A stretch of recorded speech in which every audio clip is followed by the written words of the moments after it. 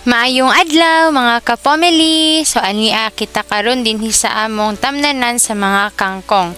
So kung nakita ninyo amo ang last nga vlog is diri na mo gakwaon ng amo ang ginasagol nga veggies para sa sudan or rice sa ato ang mga fur baby. So amo pud to siyang ginasudan no, kay it's clean and na siya own nga source of water, wala siya sa sapa. So karon is magbuhat ta og wooden nga footbridge dito since labong na kay ang ato ang mga kangkong. So kana diha i-flex lang nako no ang akong kinakusgan nga partner in life si Jed nga nagbuhat siya ang magbuhat sa ato ang footbridge. So gagamitan niya og inko nga cordless drill para mas dali. Yan, so ang amo ang gipanggamit nga mga materials is kanara pong naanadaan dito sa amo, likod sa amo ang balay. No, so atong i-reuse and recycle para pod nga makatipid ta og iwas ta sa uban pa nga mga waste or basura nga magamit pa unta pero ato rang gipasagdan. So muna siya nangitamig kahoy dito sa ubos and then amo na dayon simple ra kayo ang amo ang footbridge no para lang gyud nga ako malatay-latayan kay ako man gyud ang tigkuha og kangkong.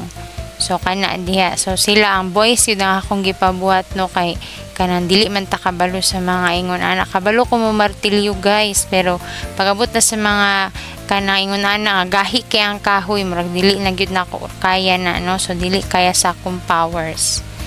So kana diha ang kauban ni Jed is si Brian. So si Brian is muna siya amo ang working student. So gatabang pud na siya og atiman dito sa amo ang mga fur baby dito sa farm.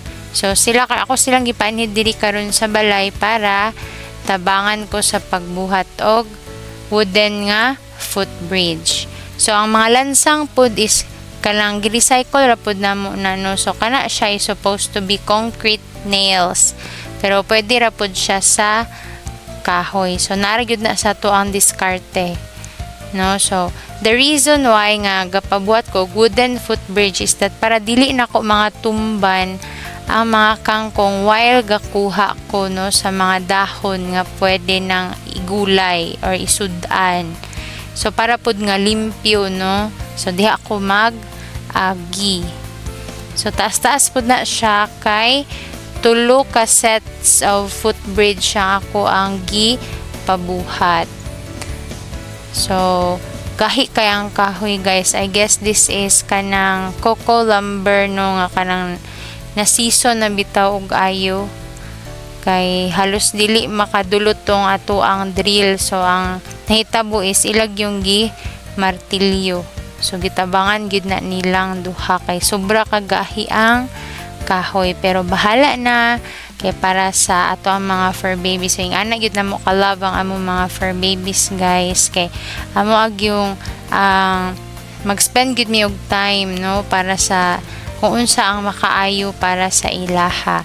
So ngano man nga nagtanom mi og kangkong no because ang kangkong is dali ra pud siya patubuon. So since diha na ay tubod diha so naka-decide mi nga tamnan na lang pud na siya kangkong, alugbati og kamote tops. So kanang kangkong ug katong uban pa nga mga dahonan is very rich in vitamin A and C, iron, calcium, potassium, and fiber which is good for us humans and also good for our dogs.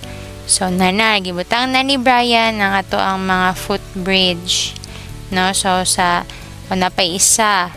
So katong isa nga dito nga side sa right is akong gipa utro kay muraog kanang kuan ra kaayo siya kanang galingas gihapon ko ba kung mutungtong ko so gipaligunan nako and then gipabalik nako og butang diha. So naputi mga gabi diha no.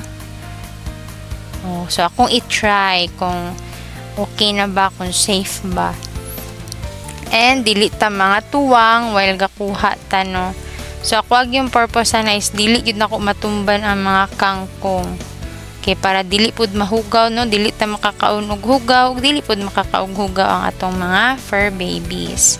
So diha lang sa taman karon and I hope nga ma-inspire pud mo nga mananom dili lamang para sa inyong kaugalingon or sa para po sa inyong family ug sa inyong fur babies. So thank you all for watching and see you sa among next. Bye!